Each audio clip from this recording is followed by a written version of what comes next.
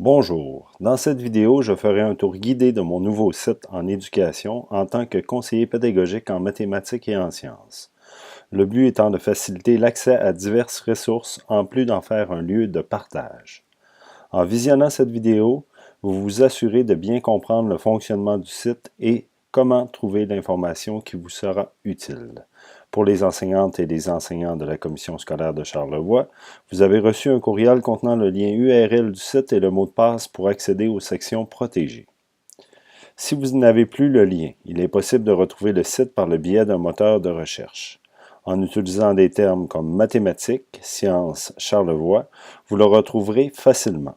Je vous suggère de le placer dans vos signets.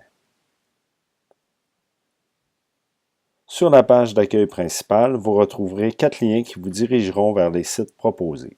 Mathématiques au primaire, mathématiques secondaires, sciences primaires et sciences secondaires. Ces 4 sites utilisent la même structure. Prenons le site Mathématiques au primaire comme exemple. On y retrouve des articles,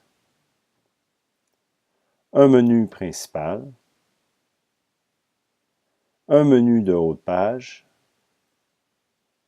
et un calendrier d'événements.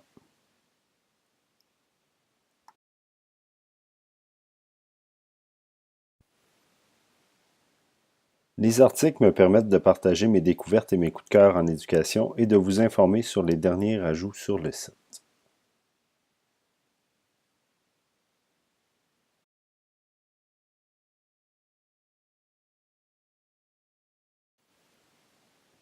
Le menu contextuel principal vous permettra d'accéder aux différentes sections et aux différentes ressources.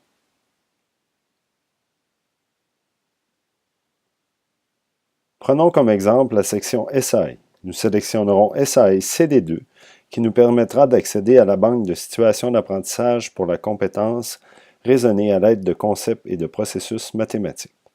Cette section est protégée pour accès seulement aux enseignants.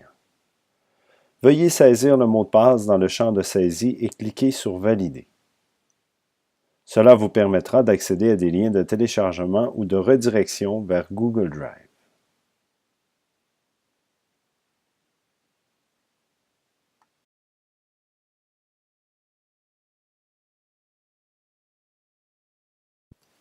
Google Drive est un service de stockage et de partage de fichiers dans le cloud permettant un accès direct aux utilisateurs déterminés par l'administrateur. Les fichiers sont classés dans une structure familière utilisant les dossiers. Il est possible de télécharger un fichier en cliquant sur l'icône représentée par la flèche dans la partie supérieure droite de l'écran. Nous pouvons aussi télécharger l'ensemble des fichiers d'un dossier en cliquant sur Tout télécharger dans la partie supérieure droite de l'écran.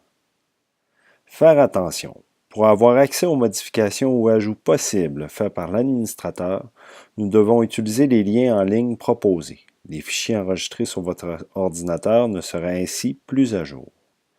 Les fichiers enregistrés se retrouvent habituellement dans le dossier Téléchargement de votre ordinateur.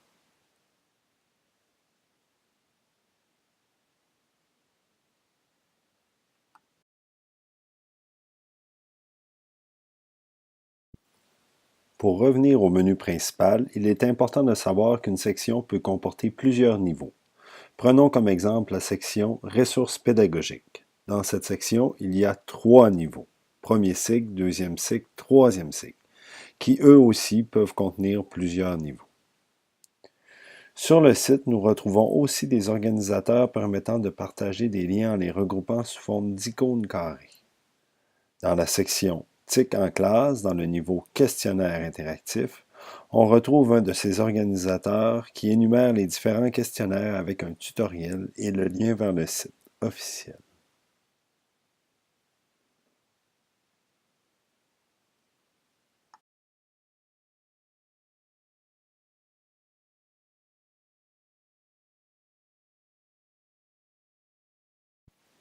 Nous retrouvons un calendrier dans la colonne gauche du site. Voici des exemples d'événements qui pourront s'y retrouver. Des formations, des rencontres, des congrès, la journée des mathématiques, le jour Pi et bien d'autres. Juste au-dessus du calendrier, vous retrouverez l'icône de Twitter. Je vous invite à suivre mon compte. Merci de votre visite. Je vous souhaite une bonne année scolaire. Vos commentaires et vos suggestions sont les bienvenus. Merci.